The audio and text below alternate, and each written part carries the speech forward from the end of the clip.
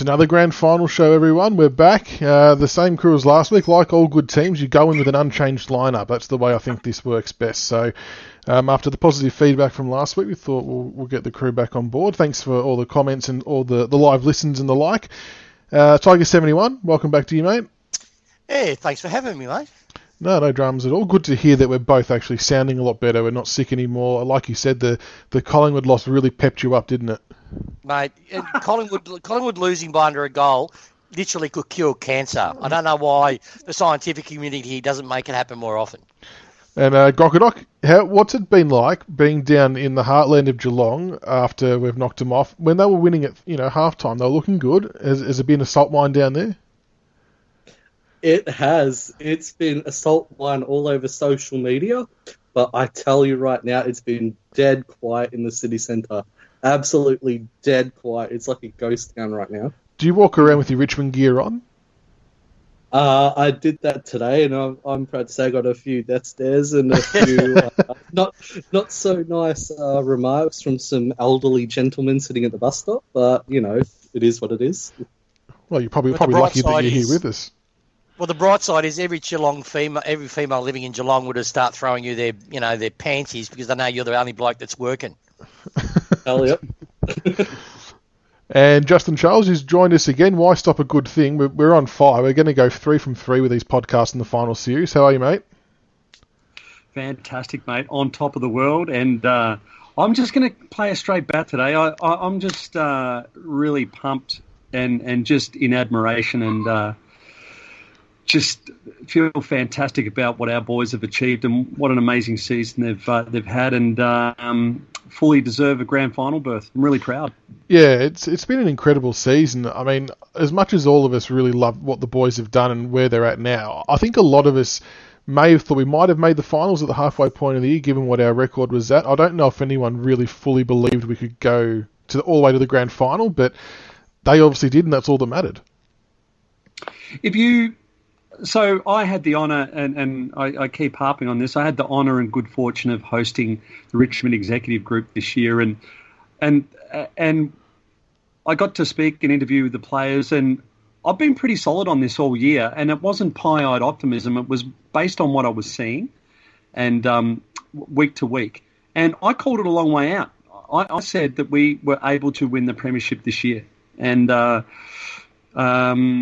I've got witnesses. I've been solid on that all season long. I just had that feeling of what I'm observing. It's a special group. It's a real special group. The leadership is just on point, and there's a lot of factors that all start in the psychological realm first. They're doing a lot of things right psychologically and performance psychology-wise, and they're walking the talk. So a lot of clubs say they do stuff, but Richmond are actually doing it. So that's what I was basing that on.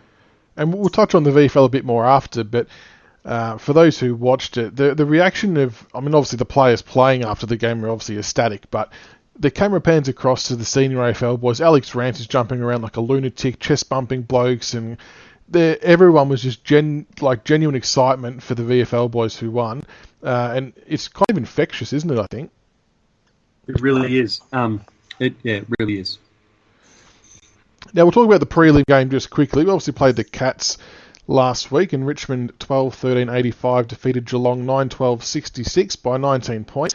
Got off to a good start there, Grog, didn't we? 3 early goals, but the Cats kind of got a hold of us for the first half, really. They were cutting us up through the middle of the ground with their little slick ball movement and 45-degree kicks, but after half time, it just turned around. Yeah, it was a strange game. I mean, the first quarter, as I said, that first half, I felt that we were all over them. We just couldn't capitalise on our pressure and everything, and then they sort of worked their way into the game. Obviously, when Jack Graham popped his shoulder, Dusty copped that corky and everything. And then that second quarter where, we went into halftime 21 points down, I don't think we played all that bad.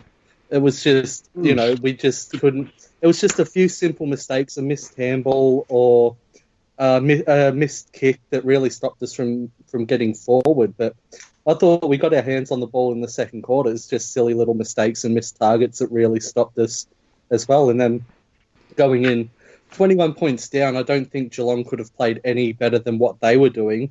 And we couldn't have played much worse in regards to, our target, our disposal and everything. So I went into halftime really confident that, we'd be able to run over the top of them, because that's sort of the way that we've been playing, is sort of absorbing their pressure in the opposition's pressure in the first half and then running over the top of them in the second. We play a very energy conservant game plan in the first half. We defend the space and allow the teams to do their short kicking, which takes energy from them having to lead to the football into that open space to take them the mark to, retain possession. So while we sit back and defend, we're not using any energy at all, and they're having to use players in that 25-metre burst to get the ball.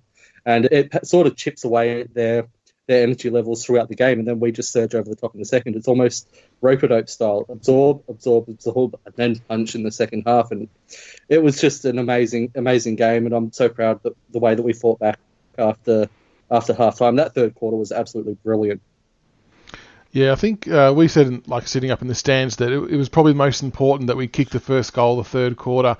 And Tiger71, I'm not sure about you, but within about a minute and a half, you could just tell the boys were switched on for that third quarter. The whole intent of how they were playing was completely different to that first half.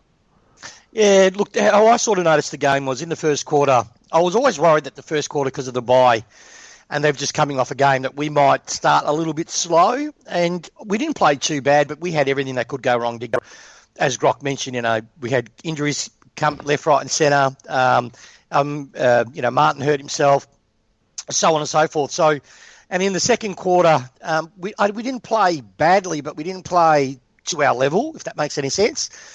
But in the third quarter, I sort of said two things happened towards the end of the second quarter that gave me a lot of confidence. It was when Danger did that dive, he came out, head wobble, being really lippy, and a few of the players were feeding off that. And Dusty got the shits, and he's pretty transparent, hard on his sleeve, so you could physically see he was pissed off. But looking at Cochin, he was fucking angry. He was angry, and not saying a word, but you could see in his face he was not happy. And I turned to my mate and I said, "Look, you know what?" I said, "Don't be surprised if we just go bang, bang, bang in the third quarter," and that's what we did. The last two quarters was brutal. It was a message that GWS should understand. It's when you play Richmond, you play 4 quarters. When you play Richmond, you know that no matter what part of the time it is in whatever quarter, you're probably a second away from us turning it on. And if we turn it on and you don't stop us, we'll run away with the game. So our opponent's concentration levels have to be, particularly at the MCG because we weaponised it, they have to be above what they normally have to have in games. And it's really hard for them to keep that level of concentration, because once we get that chink, we just run with it. And that third quarter and fourth quarter as well, I was really proud with, because we stopped the Cats' momentum when they tried to push back. And then we just kept them at bay, conserved energy, and you could tell we were just waiting for the grand final day. So I'll have to say, I've got to say, I know you'll probably get to it, but Jack Graham. Oh. I heard his shoulder popped out 4 times during that game. Yeah, Blossom, right? I think Blossom confirmed that on one of the talkback shows over the weekend. Yeah, 4 times. Could you imagine that? And this guy still laid 5 or 6 tackles. He had more tackles than Dangerfield. He had more tackles than Selwood. Let that sink in a bit. For me, I hope he gets to play on Saturday, but he's the type of guy, and he probably is, it exemplifies our team. He'll probably say, nah. He'll make the call. He'll probably say, no, if he's not 100% right, let someone else have a crack. And he'll be happy for that player stepping in. Yeah, agree. So all of what you've said is valid, guys, and this is how I saw it. And I'm going to quote Damien Hardwick here in his press conference. And he's just an elite performer in these press conferences. I mean, win, lose or draw, he's just so articulate and level-headed and emotionally mature, which is more than we can say for some. But you're right, guys. We weren't playing necessarily that badly. And this is the AFL. The AFL, you're being scrutinised everything that you do, right? And so Geelong aren't just going to lay down with their legs in the air and cop a hammering. They're going to do stuff to upset your rhythm and upset what you do. And they came out, and they really did. And it was throwing us into disarray a little bit, combined with, we were really sloppy by foot, careless and sloppy by foot at times. We started really well, and then Dusty was sharp early, and then he got that corky above the knee, and then Dusty had a second quarter that was sloppy and careless. It was poor by his standards. I just thought Geelong were executing exactly what they wanted to do. And I'm going to quote Damien Hardwick. He said, offensively, Scotty is elite. He changes things up offensively, and they were getting through us, and we couldn't adjust quick enough. And in the first quarter, we knew what they were doing, but it took until half-time to explain to the players and for them to understand. And so they weren't massive changes that they had to make, but the players implemented them. And that sort of summed things up. And that's, when we say they take, we take the opposition's best punch, that's what happens. These clubs, they come out, they've done their homework on us, right? And so they're picking us apart, and it takes us some time for the coach's box to have a look what's happening, work it out, transfer that information, because there's no runners anymore, right? So they've got to wait till quarter time and half time to get those messages across, and then we get the game on our terms. And Damien Hardwick, quote unquote, we got it looking more like a Richmond game, and that's what happens. You might be able to stop us for a period of time, but your tactics, we're going to pick your tactics apart, and then we're going to get the game back on our terms and make it look like a Richmond game. And that's how I felt it sort of played out. I mean, just going through that first quarter, and I'll tell you what, this kid, Shea Bolton, with he's working hard, but there's another level. I reckon when he learns to work harder and to get front and square on offense as much as his defensive pressure, he is going to be he'll kick 30 or 40 goals a year just with the big setup that we've got down there. He's got feet his feet work so quickly, and he's so hard to catch, and he's so creative with his use. I thought, and he finished up with a really good game, I thought. But we were just I counted, and I've got on about seven times that we kicked straight to an opposition player in that first half. And we're just turning the ball over, ridiculously. Yep. And then after half-time, the guys were able to really lift, as well as implement the adjustments that they had to make. And then we see Trent Cotchin, who, Tiger71, you mentioned he was seething. Well, he came out like he was seething. That first tackle, Mark Robinson cops a lot of flack for some of his articles in the paper, but he wrote an article, a full pager on this particular tackle, and he was bang on. It really set the tone for the next three quarters. And, before in the first half, the tackles weren't sticking. We weren't sticking our tackles, and they were sort of walking through our tackles. In that second half, we were driving through the tackle. We were picking them up off their feet and drilling them into the ground. And, Bruce McAvaney said, Geelong has led by this much and only lost once. Is this a match-winning lead? Well, the answer to that, Bruce, no, it's not a match-winning lead. They got hammered. 21 points at half-time is Geelong's highest winning margin since 1930 that they've lost from. It's 21 points at half-time. It's not a great lead. It's 3 goals. But at half-time, it just shows how good Geelong are over 3 or 4 quarters over that period of time. They don't get overrun from a 3-goal deficit at half-time. But we managed to do it. We obliterated them in that third quarter. It was just amazing. Yep. We mentioned Dangerfield or Dangerflop before. What about Brian Divers? Now, I had a little bit of respect for him going into the early part of the game. He was playing all right and he kicked a few goals, but my God, did he fall to the ground a few times. The footage that the media were trying to get Hooley done on, there was seriously a sniper up in the roof. It had to have been. He jumped up in the air and just landed back down on his knees. It was embarrassing. My opinion on that is, he's a young kid, right? I don't really actually believe he's responsible yet because of his age. Because what I mean by that is he looks at who? He looks at the coach, he looks at the captains, he looks at the leaders at the club, and all of them are divers. All of them are duckers, right?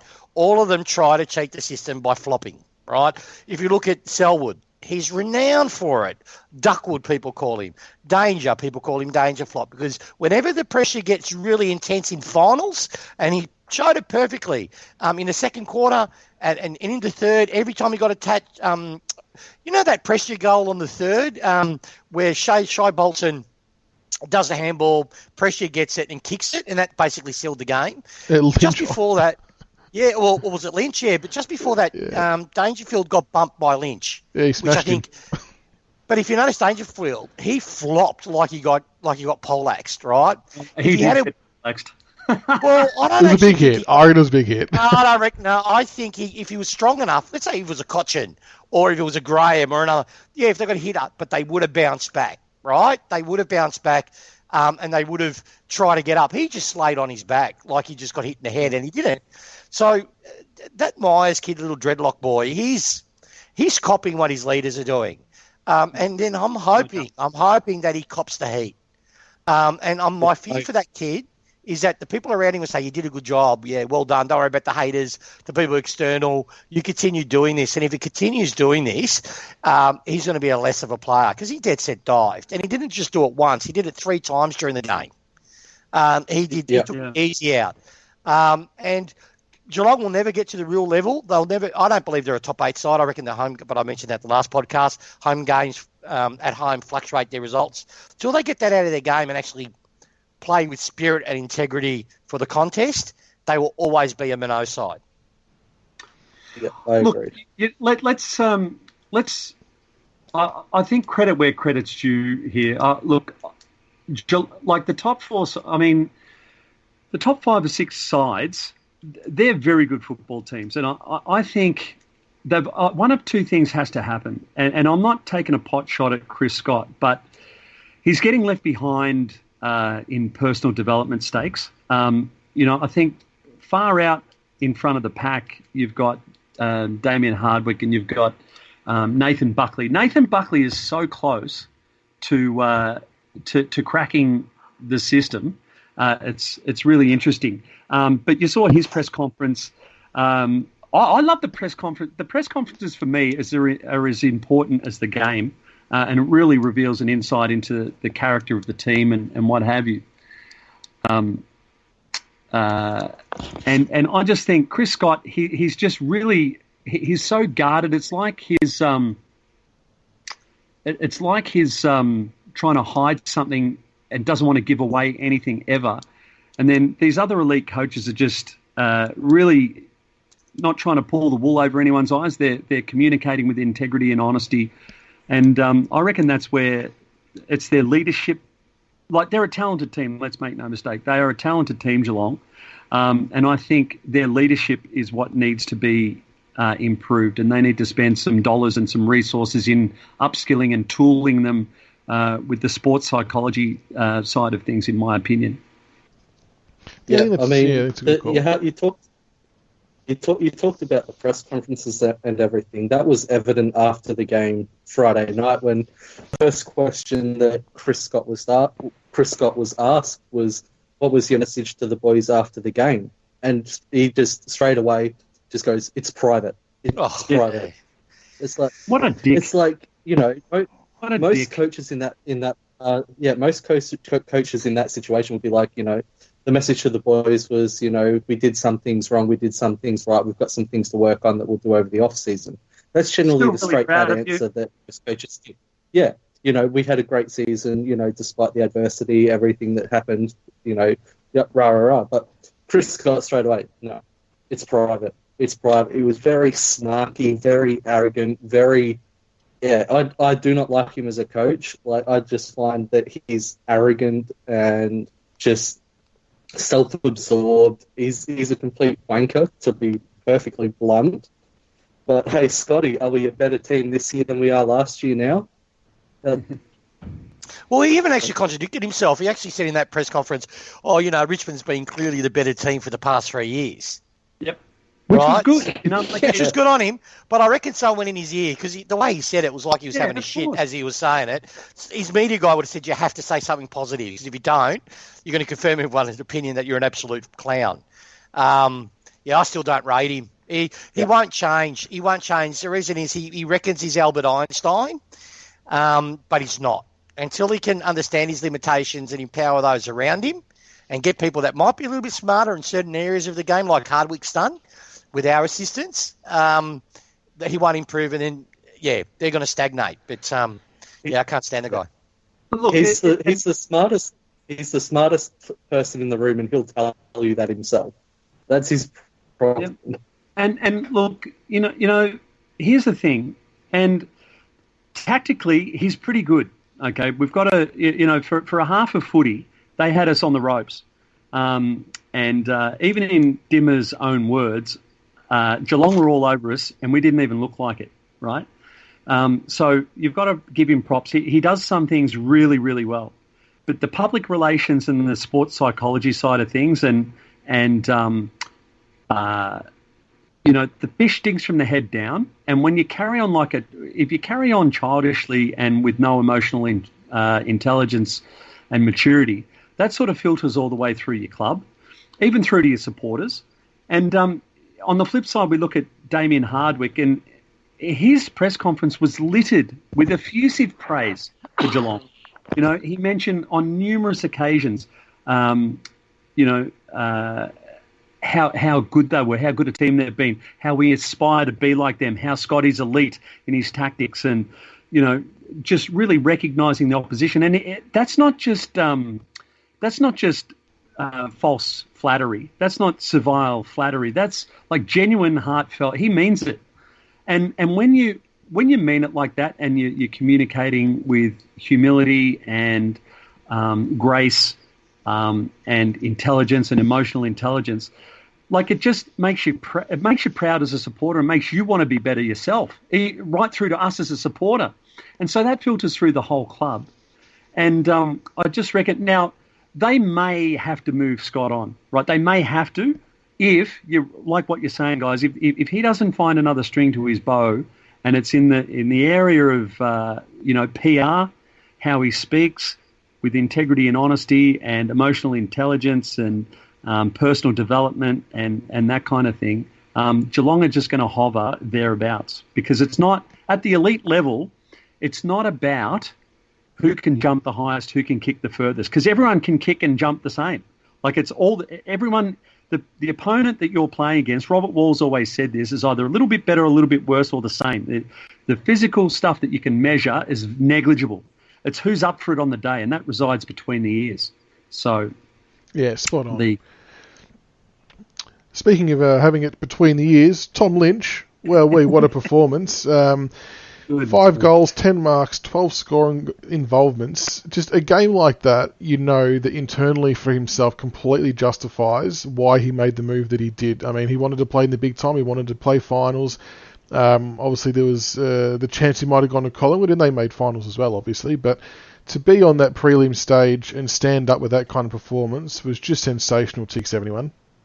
Oh, mate. Look, a couple of things, though. Like, people are still, even to this day, because we've got Preston and we've got Caddy, they try to now target Lynch and say, he left Gold Coast Suns. He spent 8 years there. He did all of his penance there.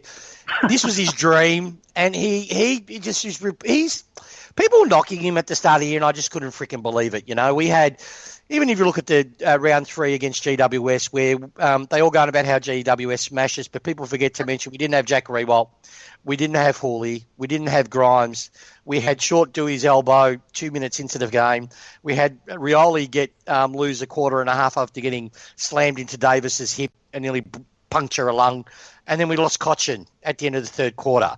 And then, so this poor bloke, who even has come out just recently, should have only played 12 games, has had to play under duress, has had to play more minutes than he should have, and the guy's kicked over 60 goals. It's something like nearly 100 scoring shots he's had throughout the year, and it's sensational, and I'm proud. Look, I'm as proud as punch with him. He deserves everything that's coming his way. And I have to admit, watching Collingwood and GWS play, after reading some of the tripe that they've said, lucky we bypassed Lynch, lucky we didn't get Lynch. If they had Lynch, they would have won the game. So, I mean, that made me a little bit... No, but I'm proud of Lynch. He's the standard bearer. He's going to drive our culture forward. On his press conference today, it was more than... Trent Cotchin said something that really made me happy. He goes, Lynch is fantastic because he lives and breathes our values on and off the field. We've done really, really well. Really well. Praise on that. I mean, couldn't get any better. Lynch's worth just goes to show itself when you look at the GWS Collingwood game.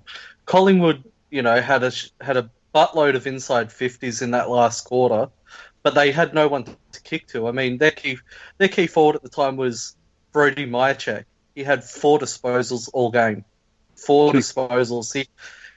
His first kick came at the 29-minute mark of the third quarter. His first disposal. It just goes to show you that the importance of a genuine key forward who can tear a game apart is a massive, massive difference in finals. What I've loved about that's so true. And when Cotchin speaks, and there's no higher praise than what Cotchin said about him. He lives and breathes our values on and off the field. There's no higher praise than that. And it just shows. It shows the way he plays. Because Lynch has had, by every measure, a Coleman medal type season if he had a kick straight. Like he's missed some sitters, okay? If he kicks even at, for a little bit higher accuracy, he's got the Coleman as well as a premiership medal and potentially a Norm Smith coming up if he plays like he did this week. But he's done it every which way. He's played hurt. He's kicked bags. He's sacrificed himself playing up the field to let someone else. He's worked hand in hand and mindful of his field position regarding Jack. I mean, he's just done it all. He's a hard man. He loves the physical stuff. He'll put a body on and protect his teammates and rough other guys up. He's the complete player, and anyone, and that's what makes me laugh a little bit. And it's all right for us because we watch Richmond intently and closely every single week. So we're across it and we get to see it week in, week out.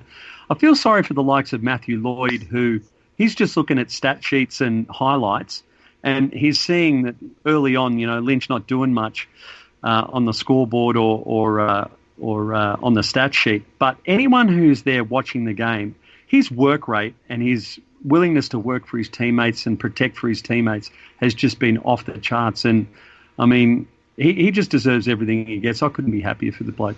Yeah, absolutely. Yeah, you mentioned Matthew Lloyd there. It's funny that you say that because I was watching Access All Areas on the AFL app about an hour before we actually went live, and Lloydie actually admitted that he got the Lloyd one wrong.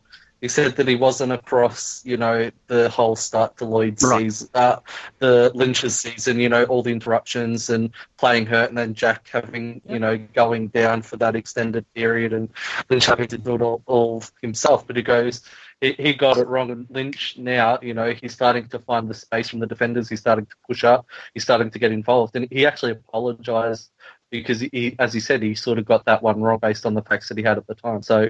That's right. They're not looking at as closely as we are. Like he's got 8 games to look, or 9 games to look at every week, and come up with intelligent sort of comments. And he's paid to make controversial decisions, and he doesn't shy from making them either. So, and you know what? I know Lloydie personally. He's a fucking great bloke. He's a really, really nice bloke, good family, all of that.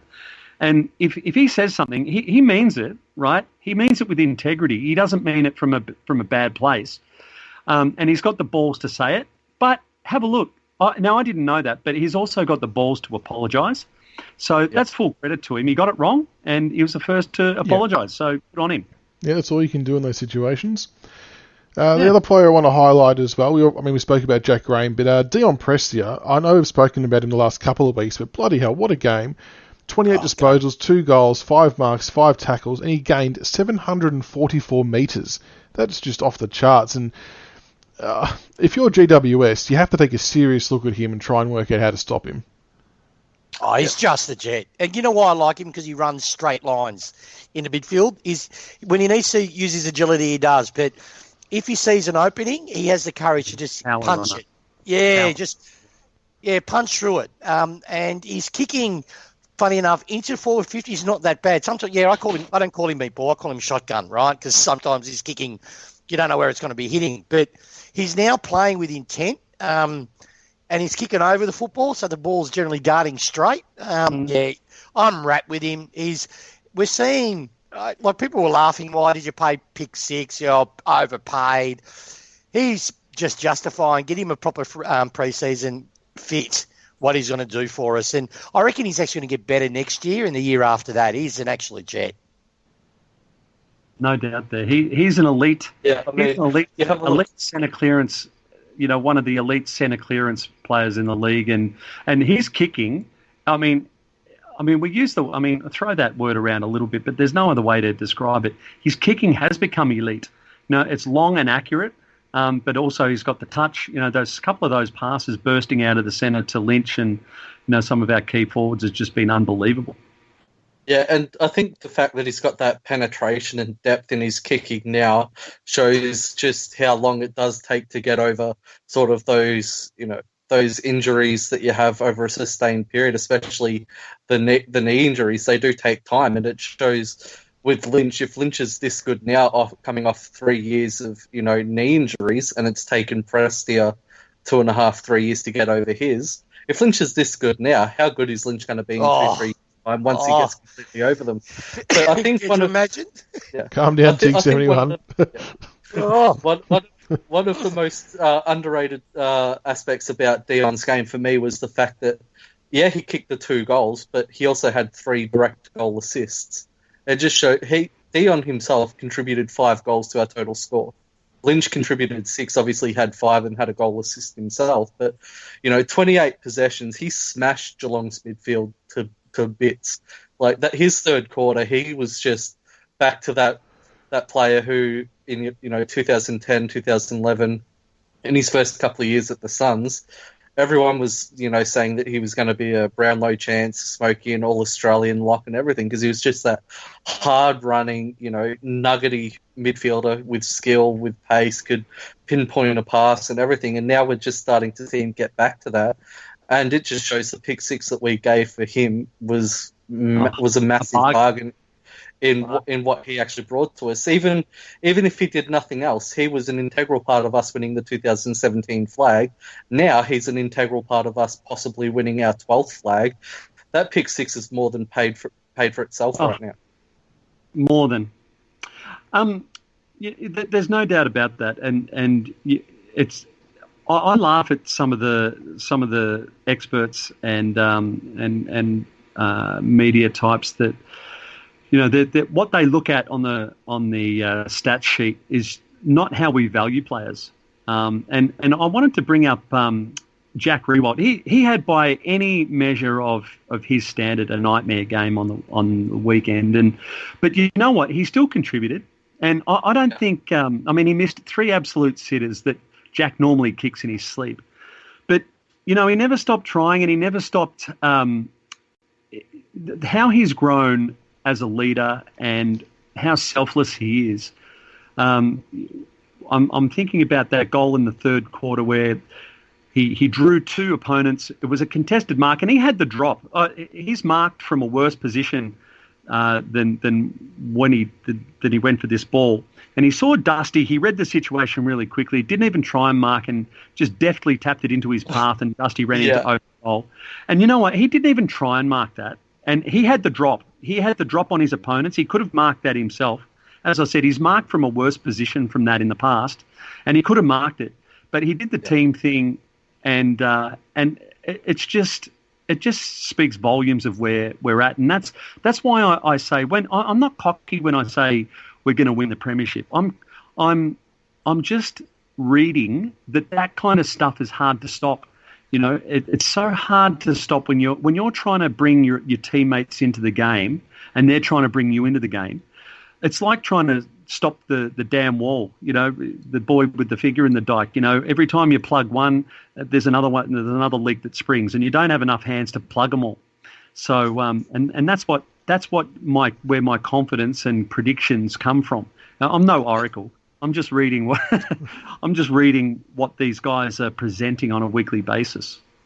You mentioned that goal. It's it goes back to Jaden Short's kick. That was a 65-meter kick, and if he had a kick that how a player normally would, out in front, that Geelong defender in front of him, I think it was Jack Henry, would have taken that intercept mark. Yeah. Shorty knew he had to put that meters in my notes. Shorty knew he had to kick that high. He had to sit it on Jack's head to even give Jack a chance. And at worst, Jack was either going to take the mark, and then obviously you have Dusty coming, around the back as a sweeper, into the goal square. So Shorty sit it on the head. Either Jack marks it or he taps it straight onto Dusty, and we see what happens. But just on Jack's game, I mean, yeah, Jack had a dirty night. Like, there's no other way about it. He got absolutely taken to the cleaners by Kolodjasny. But what Jack did was he worked the space brilliantly. He took Kolodjasny out of any of those inside 50s that Kolodjasny and Henry like to intercept. They like to peel off and come over third man up. Jack actually drew him out of the contest and gave Lynch the genuine one-on-ones. And if Jack didn't do those kinds of things that you don't see on TV, that don't get a stat, there's no way Lynch kicks 5. There is absolutely no way Lynch has the game that he has, because Jack sacrificed his game. He knew it wasn't his game. He wasn't marking anything. He wasn't getting the kicks. So he made sure that he gave Lynch every opportunity to have the game that he couldn't. And some of his tackles, like he had, I've got in my notes, he had 5 tackles that absolutely drilled the opposition. Like they stuck and they hurt. And early on, what was interesting is that, how sometimes they've got this incredible team first mentality, right? And it's all about sharing the footy. But sometimes Jack's one of those guys that doing the team thing means being a bit selfish and kicking the goal. And I just thought early on he was caught in two minds whether to share it or kick it. And he's an elite kick. So there are times when the club needs him to kick the footy. And I just thought he got caught in two minds early, and it rocked his confidence a little bit. And so he went straight into team mode. But some of his tackling was just unbelievable. First rate. It's funny that you say about the selfishness side of things. That's something that Michaels and I are very vocal about on the board, is the fact that we are sometimes too unselfish for our own good, trying to get the handball over the top for the easy goal when we're 25 metres, 30 metres out directly in front. It's like sometimes we just need to go back ourselves in with the set shot, because it looks great when it works, and I'd say 75% of the time it does work.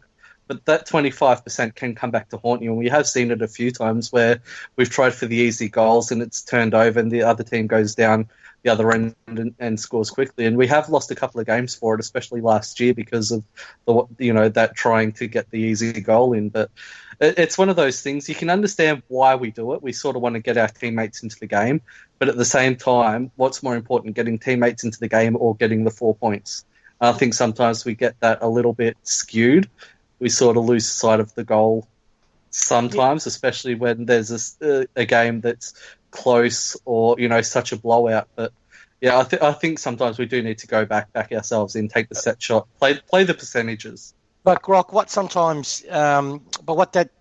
the reason why we do it too is it reinforces the message that we're telling every single person that plays with us, that we love chaos, right? We love a continual movement of the ball. So if we started doing like a Geelong and a Hawthorn and the like, they like to, have set rules, no play on up when you're in 40 metres, set kick. Teams get to know the other team's habits. So with us, they don't know. So sometimes we'll take a set shot. Sometimes, we could be 30 metres slightly out and just kick it to Lambert. You know what I mean?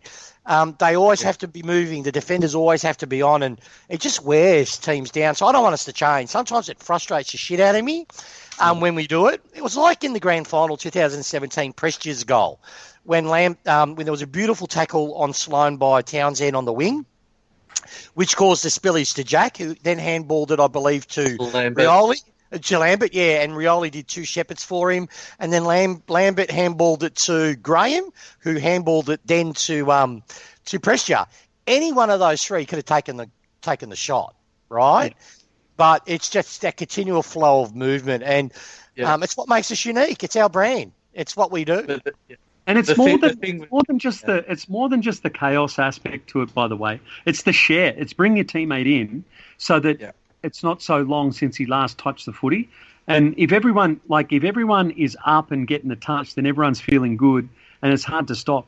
So it's that share and care about each other that comes through. And I'm with you, Tiger71. Like, I'd rather see that, and we fuck it up a few times, and we'll be frustrated, we'll fucking pull our hair out, but in the long run, it's what we're seeing right now. We're in a grand final, and we're going to win it by 10 goals. So, 10 goals. It also, it's more. It's a confidence thing too. Like, you're having a dirty day. Nothing's going right, and if you get that cheeky win over the top, kick a goal, it's like, maybe I can turn this around. It's might not be my day, but I can have my moment. Then just that belief of, okay, I've got one.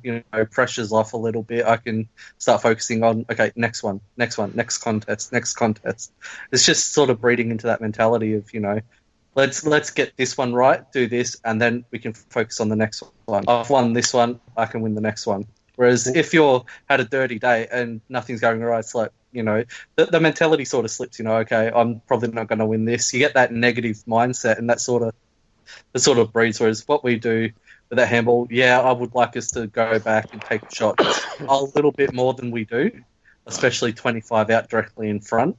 But at the same time, it's easy to understand. We are a confidence team. We play massively on confidence, and if someone's having a down game, getting them involved does breed that confidence, makes us a better team in the long run.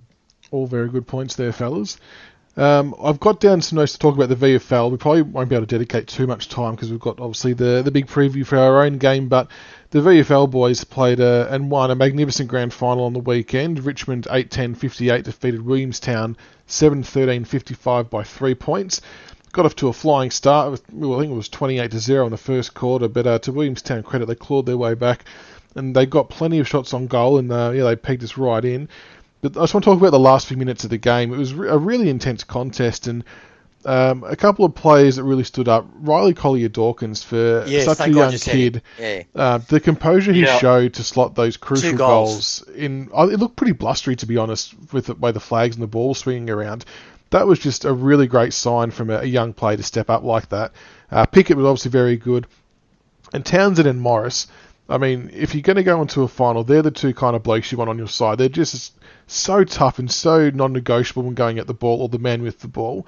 Just really, really good to watch, and full credit to the VFL team. They thoroughly deserve that grand final win. But Riley Collier-Dawkins, take a bow, mate. An excellent last quarter. He was just because it was absolutely. It was his method of the way he did it too. Like he did that one burst out of the centre, did a ball.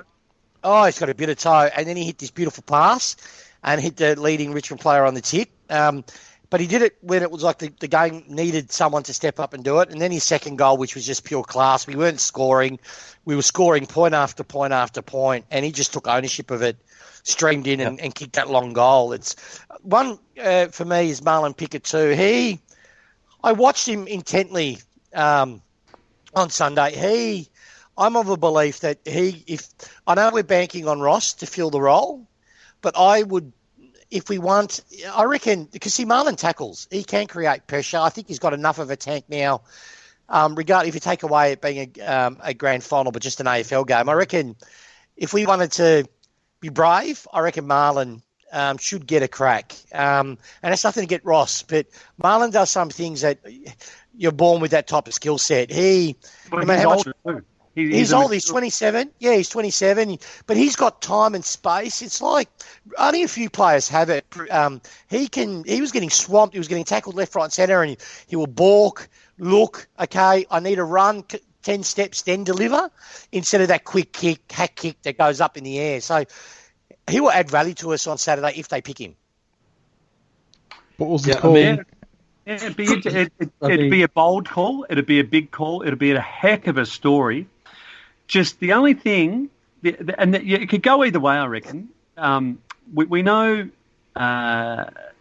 look, the things that go in his favour are everything that you said. He's a mature player. He's a bigger body. He's got some runs, some miles on the clock in terms of experience, body strength, composure under pressure. But what does go against? There is nothing like the AFL. There's nothing like it. You can't compare it. They say it's playing above the level at VFL, but it's nothing like it, and it can be a bit of a shell shock. So it could go either way. I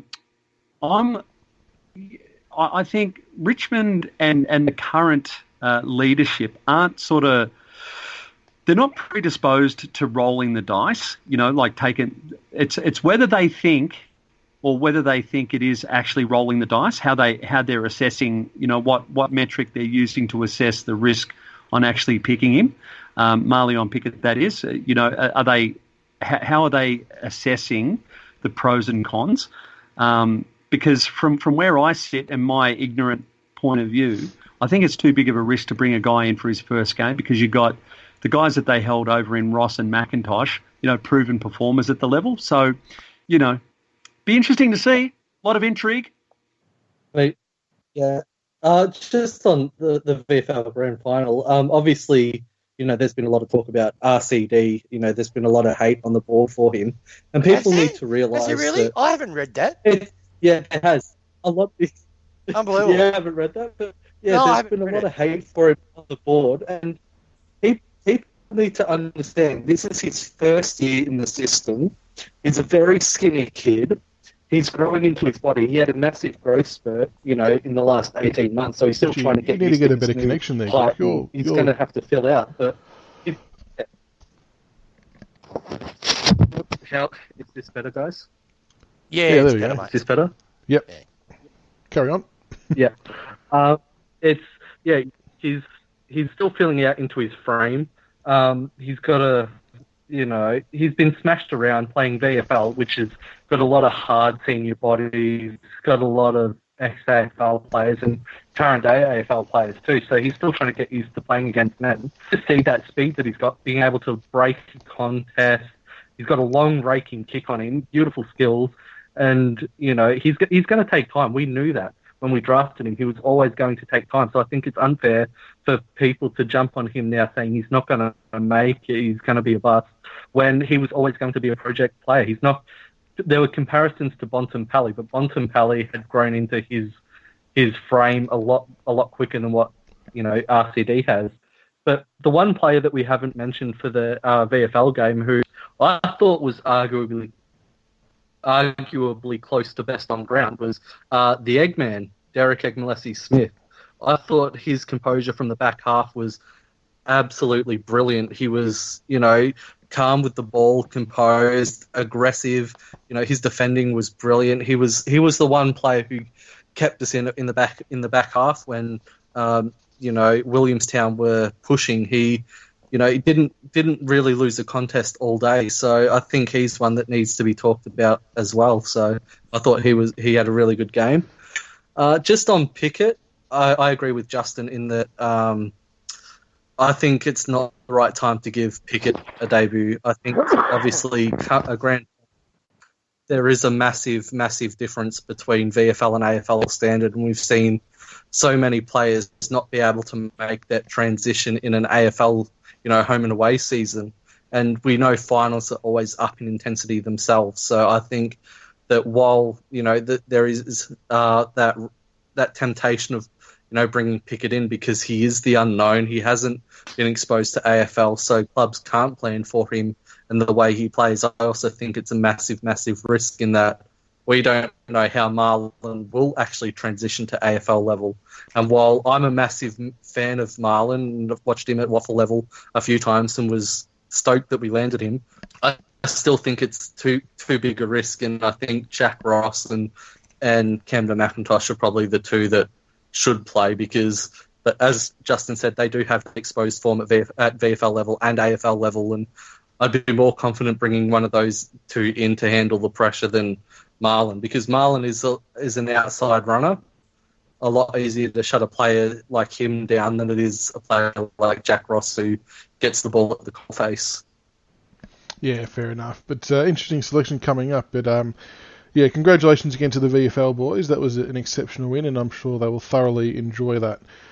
Before we get stuck into the preview for our grand final, Tiger71, did you have a quick update on the Brad Crouch situation? Yeah, I do. I'll touch on Brandon Ellis. I mentioned the last podcast, but also mentioned, I think a month or two ago, that the numbers I was hearing was 5 years and 6. I thought it was 5 to 6.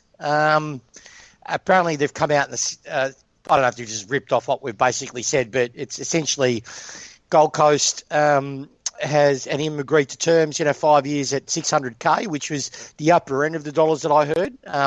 My mate that I get this sort of mail from was convinced we'll get a bottom round first rounder for him at those numbers, which I still think we should do. That definitely is going ahead. He's going. Which is good luck to Brandon. Look, from me, he's got some deficiencies in his game, but he's also got a lot of positives in his game. He comes from he had a crack at the last game. Oh, he did, didn't he? And the thing is that sometimes footy takes a secondary need. His family's not, and I mean this the right way. I grew up in Broadie, so my parents aren't full of cash, so he hasn't come from a wealthy background, so he's got to secure not just himself but his family, because he puts his family above himself a lot of times. So good on him. He's now got a contract where he can do that. I think he just brought his mum a house. So I'm wrapped for him. And I hope he has a good 5 years. But on Crouch, all right, I heard there's going to be a lot of hate that's going to come our way, right? But when I first led with this, everything he's told me has come true, right? Which everyone knows. I'm not going to repeat it now because I appreciate it's 20 past 8. Short version, Mick. Remember when I mentioned about Lynch and it was getting closer and closer and closer, and then we hit the final period and the Lynch talk just died? Yep. And then what happened after we won the grand final? Yeah, it flared up again. So that's genuinely what's happening at the moment. From what I got, my mate is fairly convinced, well, from recruiters in the industry, they're 80% convinced that he'll be coming to us. Just want a bit of a caveat here. His manager has shopped him to other clubs, right? Very early on in the process, shopped him to, Gold Coast, shopped him to Hawthorn, shopped him to, any club that would, this astronomical figures, right? But it was all smoke from what I've heard.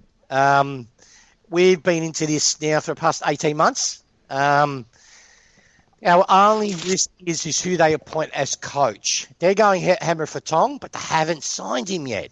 Yeah, they haven't done the terms yet. So that's crucial, right?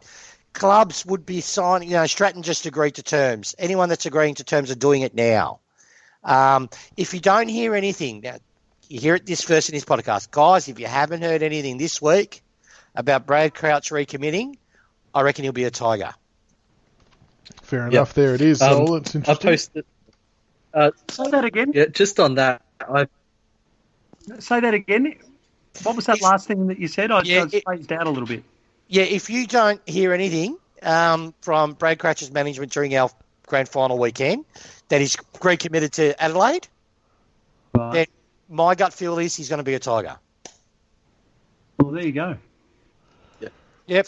And just to clarify, people are going to say, "Oh, but we haven't got the cash." Yes, we do. Ellis was a salary dump, right? Because at the time when we re-signed him, we paid him more than what we normally would do because we had to do that. That's why people are sort of puzzled how could we afford Lynch. Dusty's contract was set perfectly, but I'm not going to rehash on that. So we've got plenty of coin to get this done and still have money to reward those that we need to, and still but I reckon once we get Brad Crouch done, we'll probably be set for the next couple of years. My personal opinion, but there we go. As I posted in the convo, about this podcast, I came across some mail today from a friend with connections to, obviously us and someone else who has a connection in the Geelong Football Club, and they told me today that Geelong had approached us in regards to Butler, who I think we've all sort of confirmed that he's going to be a Carlton player. I think that's obviously going to happen. But the one that surprised me and makes sense for Geelong given what they need outside speed and they need grunt. But apparently they've inquired about Camden McIntosh. So I think he's another one I think that could be a salary dump. I mean, he's on a decent wicket now. I mean, he'd be on, the 350, 400,000 for us right now. But I mean, he's obviously a player that Geelong need. They need that hard-running, aggressive type player with speed, line-breaking ability because they don't have that. But he's also one that, I wouldn't be surprised if he does leave. Have you heard anything on Macca? Yeah, I think I mentioned in our convo a while ago that Macca's being looked at by other clubs. But with the Butler news, what I heard is don't discount the Hawks. They got Popolillo or whatever his name is, a little bloke. They're looking at they need to reinforce that end of the ground, particularly with Cyril no longer there. And Butler, see the problem with Butler is I love Butler. I think he's underrated completely, right? He has a freakish talent. He's just consistency. He's not there at work rate, but he's really doing everything he can to improve it. But on McIntosh, see, where we're getting as a club, this is just natural growth of our club. Our skill level has gone up a level. So our base skill level that we used to play in 2017 was, in some cases, bog average compared to other teams. So you would hear a lot of feedback that Richmond's winning because of work rate, not because they've got skillful players. And then the role player thing here and off it went. Now, and this is effective our superb drafting, right? So we're now drafting the right type of players. We're identifying elite talent. So our base level, skill levels jumped up, right? So we've got players that are, mate, they're legends of the club. They're, I love them, right? I love Macca. I love Ellis. But these guys' limitations are going to be, we don't have to carry anymore. Even though they do some things great, but we've got kids underneath them that are a better disposal of football and work just as hard and deserve an opportunity. So it's a changing of the guard. So I heard that a while ago. Gold Coast Sun also into Macca. I've also heard that Hawthorn's sniffed around at him. St Kilda have had a look at him as well. But yeah, no, I wouldn't be surprised if we lose a few. And we'll support them. But with Macca, but in saying all that, I wouldn't be surprised if he stayed on. But because he's still contracted, I believe. I think he's got one more year. Yeah, I think he's still got one more year of his contract left. So, he can stay. But it's great for us because I can't wait till we see Nash, back pocket wing. Manitou finally getting a crack. Oleg Markov finally getting a crack. You know what I mean? You got RCD finally getting a crack. It's going to be great. Yeah, it's definitely a bit of a watch this space. So good news there. Yep. We'll keep watching that with interest. Okay, we'll start getting stuck into the preview for the big grand final versus the Giants. I know last week we had Jared Waitley on who gave us his thoughts about the Geelong situation, but a lot of people have caught wind of this, and we've now actually gone into the international market, which might surprise some of you. But I've got a few contacts at ESPN, thanks to Rodney Dangerfield. And tonight I'd like to introduce to the show Stephen A. Smith, who does work on ESPN, and he wanted to call up. He approached us, and he wanted to come through and give his thoughts on the game. So, Stephen, are you there?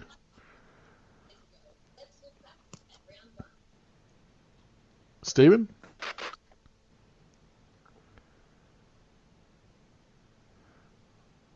Oh god, this has gone real well. This cake.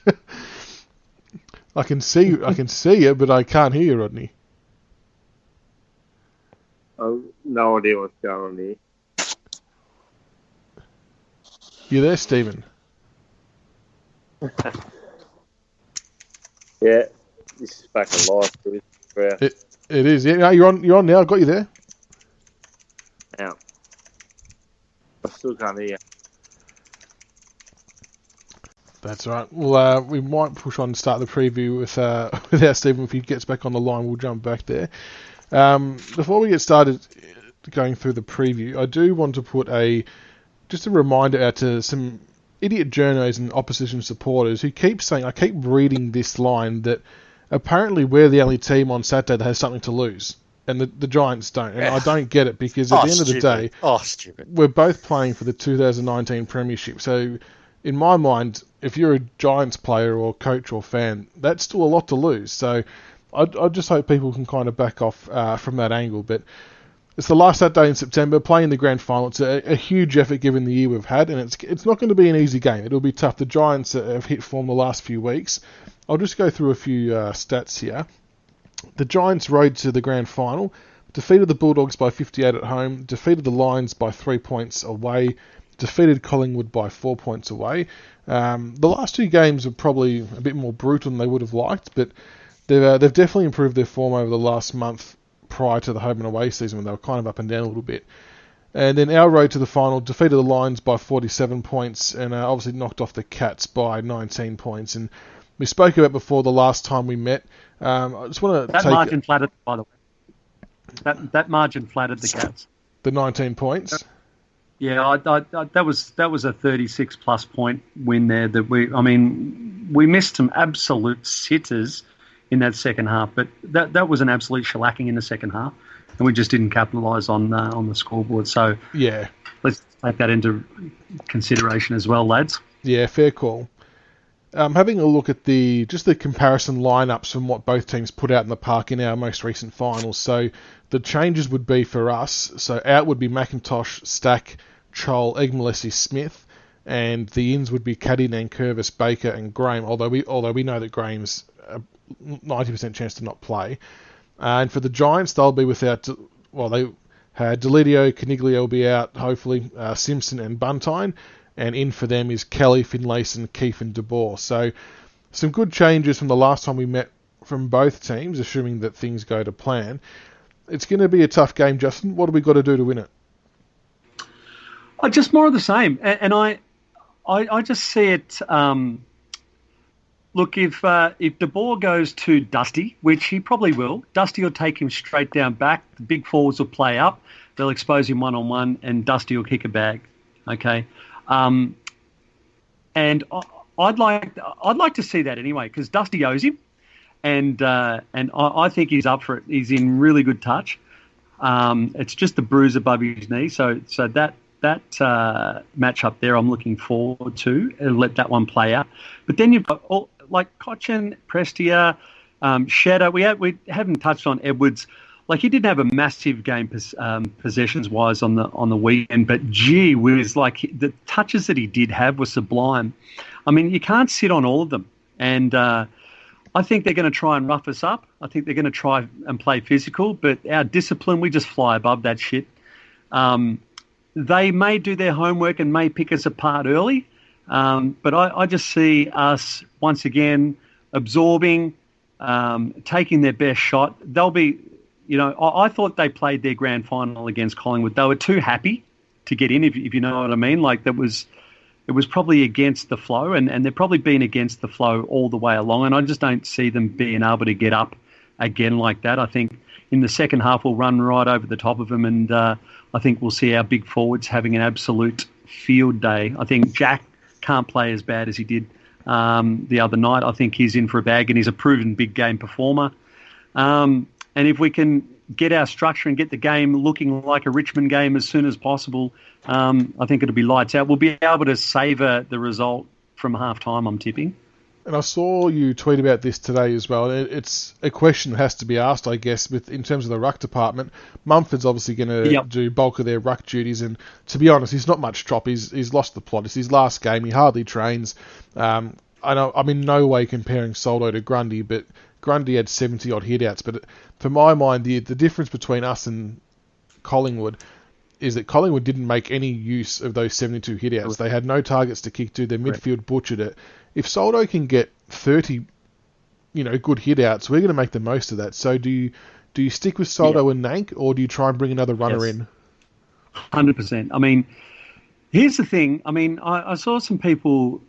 question. Now, let's be honest, Nank didn't have his best game. He wasn't running on top of the ground. He was sort of...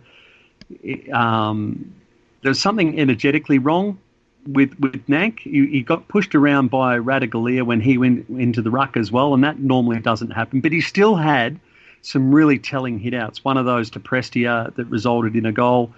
It was a clear hit. I mean, he's still an elite ruckman. And I think GWS have to be looking at what we're doing.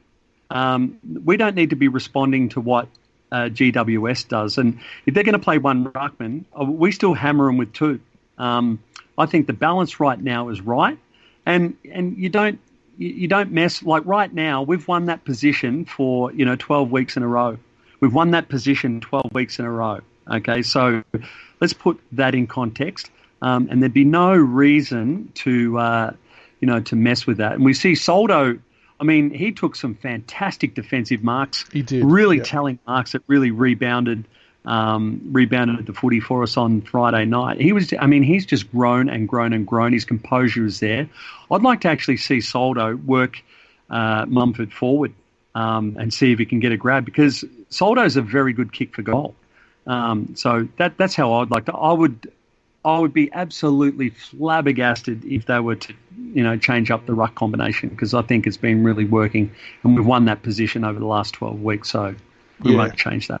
Definitely agree. And Tiger71, the other question that's been thrown out there a lot, and it's probably the obvious weakness, I suppose, or strength for the Giants, should I say, is their forward line in the height of their forward line versus our back line. So you've got Jeremy Cameron at 196 centimetres, Himmelberg at 194, Finlayson at 196, and Tomlinson, when he floats down there, at 194. And by contrast, we've got Asprey at 195, Grimes at 193, Broad at 192, and then Vlosten at 187. So I feel like they may have the ability to stretch us, and I kind of feel like this game's going to be reliant on team defence, do you think, as opposed to 100%. Relying on our actual defenders? Which comes back to how we want to play our Richmond game. So forwards and mids putting incredible pressure on the ball, so that the balls they're kicking aren't quality balls into the forward line. They're just haphazard kicks into the forward line where we get the 2-on-3, the 1-on-2, floating over the back, and it's just going to be more of the same, boys. And that's what I mean by, as soon as we can get it on our terms and looking like a Richmond game, that's what a Richmond game is. Pressure on the footy so that we're hanging off you when you kick it, so that you don't actually have, good quality ball in. This is why when opposition teams pick us apart with those little switch kicks and keep possession and just inch their way forward until they get to the half forward line, and then they can have a quality kick into the hot spot, that spot just outside of, that's when we get in trouble, right? So that's where we've got to change things up so that we make them have to play on from those kicks, and don't give them those little chip kicks, and make that adjustment quickly so that they're haphazard balls into their forward line. Yeah. That's how I see it. But yeah, one-on-one, I think it's going to stretch us, but we don't play one-on-one like that. We don't play one-on-one in our back line. It's always you're kicking the ball scrappy into your forward line where we can read the ball, and then one sits off, and then creates that extra man up. And Grock, where are you at with this one, mate? Just going back to the whole ruck situation. Firstly, I think we personally do need to play the two ruckmen. Only for the simple fact is Mumford is a very aggressive, physical ruckman.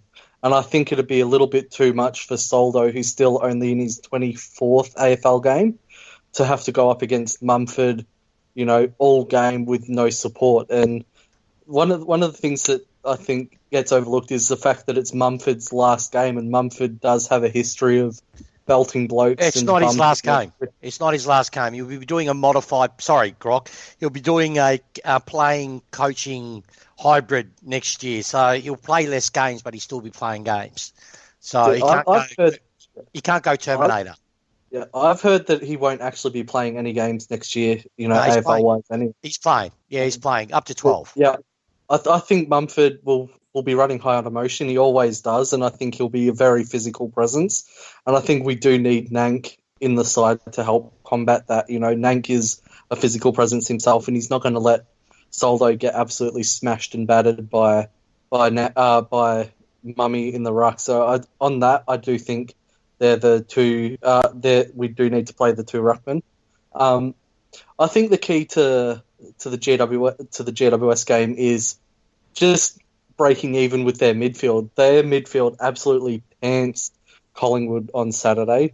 Absolutely destroyed them, and that's without Ward and Cornelio and all these players, and they do run very deep through their midfield. And I think our midfield needs to be really accountable both ways. I think we saw that in the first half against Geelong. We sort of weren't running too well defensively, putting pressure on it. It put our back line under immense pressure, with no support upfield, and was giving their forwards a massive look. And GWS's forward line is 10 times better than what Geelong's is.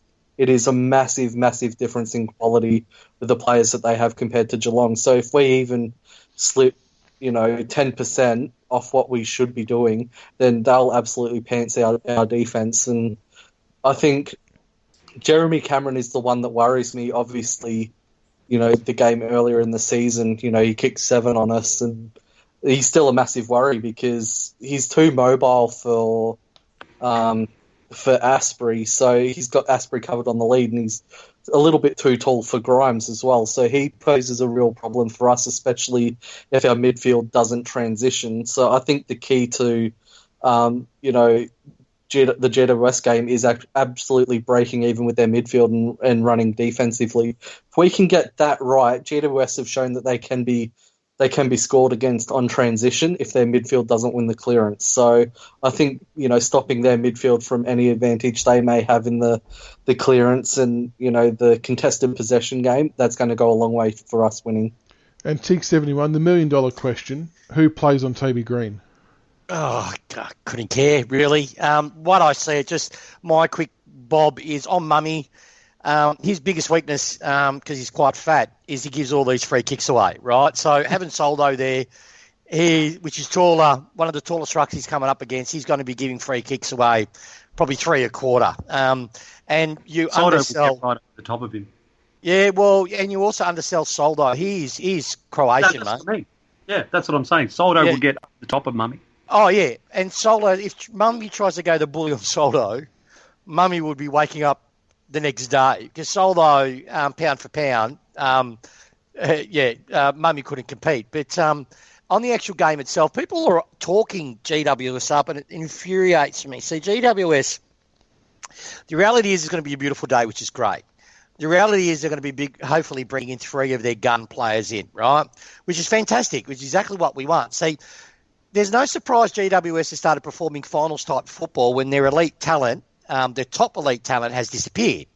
So the reason is their biggest weakness, all finals, the reason why I don't get to is they love playing beautiful football, right? They love showcasing their skills.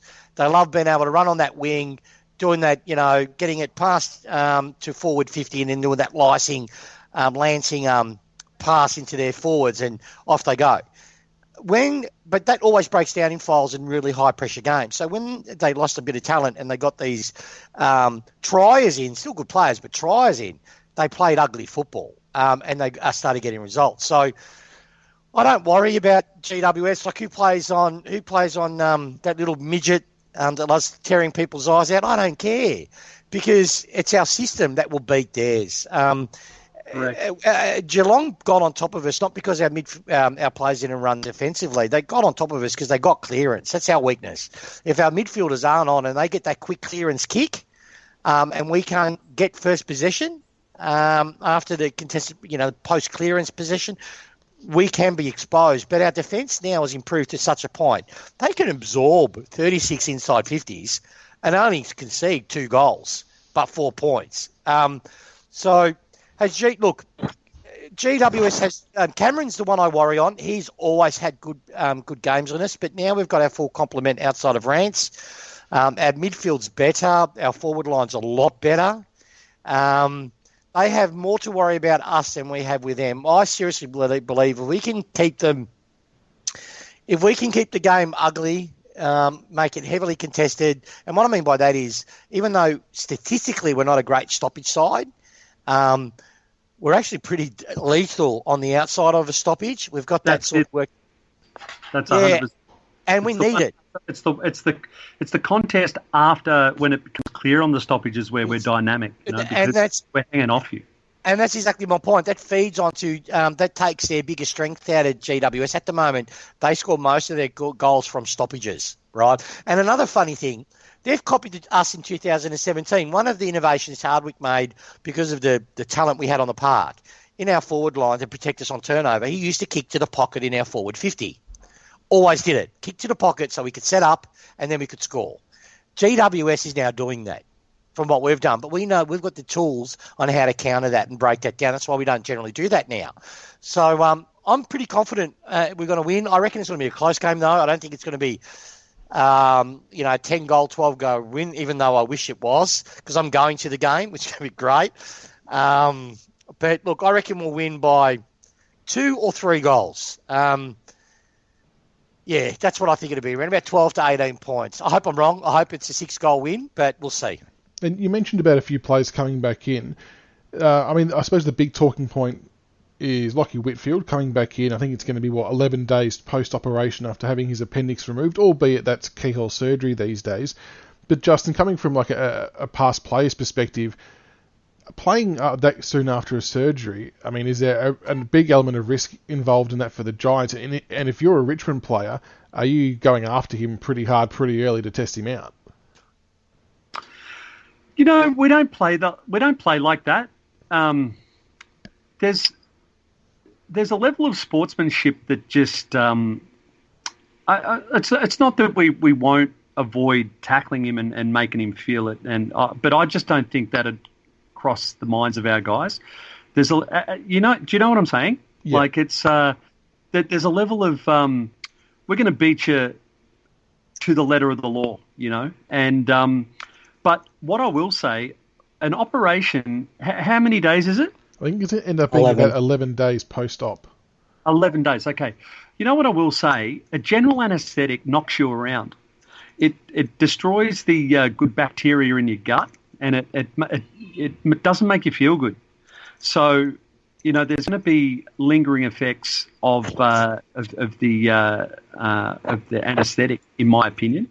The same. I actually hope Canelio gets up. He hasn't played for ages. I think that plays into our hands as well. I think it's so. Like 10 or 12 weeks. Yeah, around 17. Right.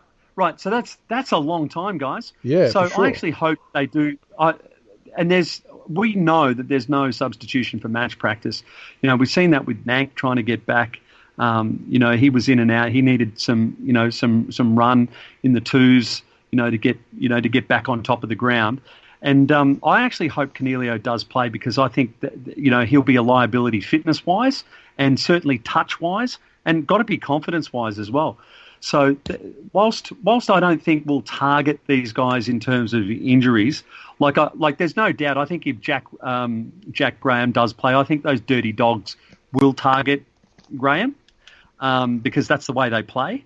That they don't have that same integrity that we do. But I certainly think that if those guys play, that'd be a bonus for us.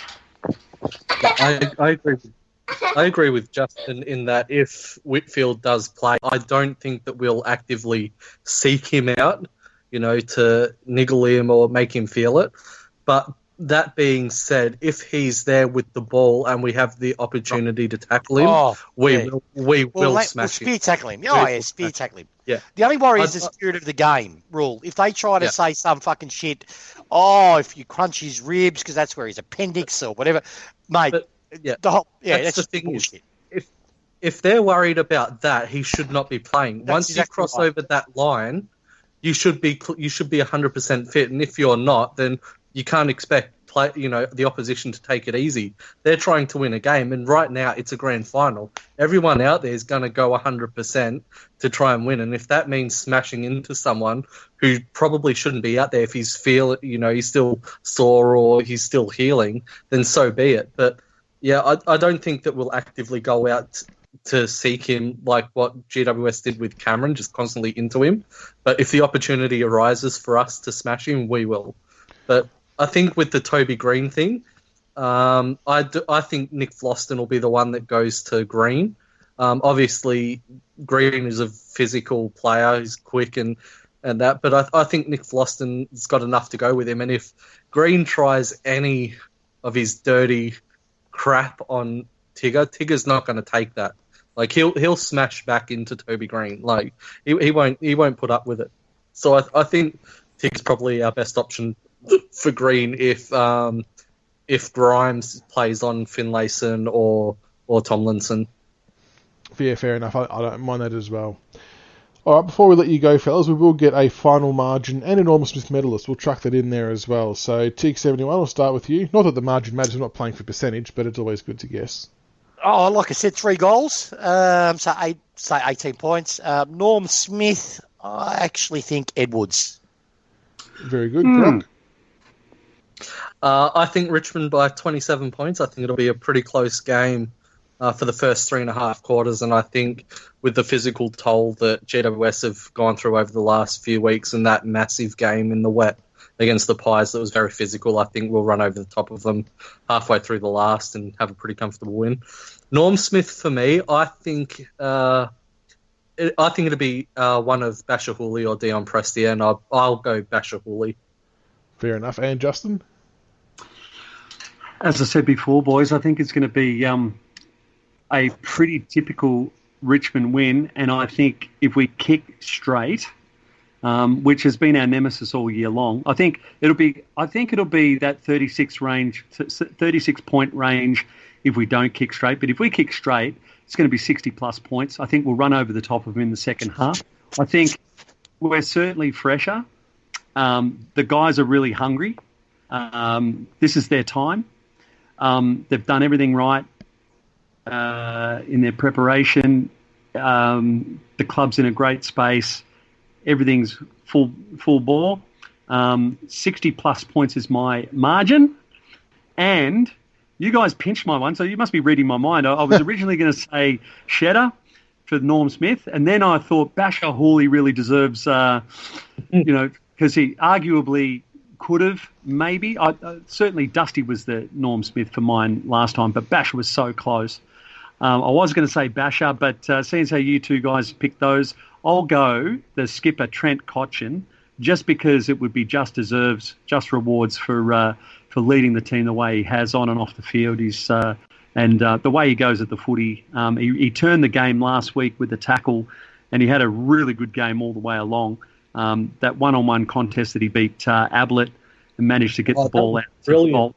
I mean, wasn't it? I mean, and he dobbed the ball over with deft touch to Bolton, and we were away. I think, or Castagno, I can't remember now. But it's that kind of effort. I think he's going to get rewarded with the Norm Smith. So there you go.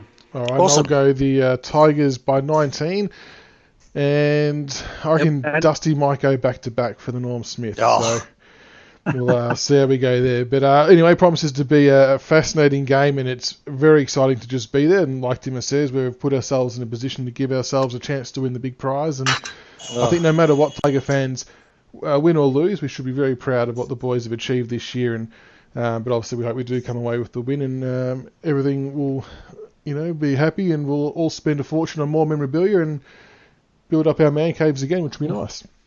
Fantastic. So, Grockadoc, Before you go, guys, Tiger71, have you done any interesting poos lately? No, I haven't had the trip to Geelong yet. What I figured what I'll do after the grand final, Grock and I will start off at Collingwood HQ. We'll do a couple of loads there, because the reason that's important is because when we get on the freeway, there's a Hungry Jack's. So then we can pull over to Hungry Jack's, load up, head off to Geelong, do what we need to do then, and then if you're up for a Grock, we can then head off to Sydney, mate. To Canberra. So I don't even know where they do they even have a home ground. Spotless is it called? Yeah, whatever it is. Yeah, no, actually, I won't shit in Spotless because they're still a franchise club. So, they're not even. It's like Adelaide. People go, Adelaide's a real club. Red Rooster has been running longer than the Adelaide coach, but don't open that up, mate, because you'll get hate mail. Trust me. But yes, we will do poos. It will happen. It will be videoed. Yep. Jesus Christ. All right, very good. Okay, T71, Grock, and Justin, thanks so much again for coming on, guys. Appreciate it, and hopefully the Tigers get up and we can celebrate our 12th flag. Oh, it'd be awesome, wouldn't it? If we do podcast next week. I'll be drunk. So I'd be drunk the whole week, so I'll probably be out of it. Live from Punt Road. There you go. I'd be drunk. No, that should be a good game. All right, thanks again, guys, and go Tigers for Saturday. Go Tigers. Thank you for listening to another episode of the Richmond BigFooty Tigercast. Be sure to subscribe to the podcast on iTunes and YouTube so you can follow all the roast and toast, the reviews and previews, and all topics Richmond. Also keep an ear out for our special episodes of interviews with past players. Go Tigers.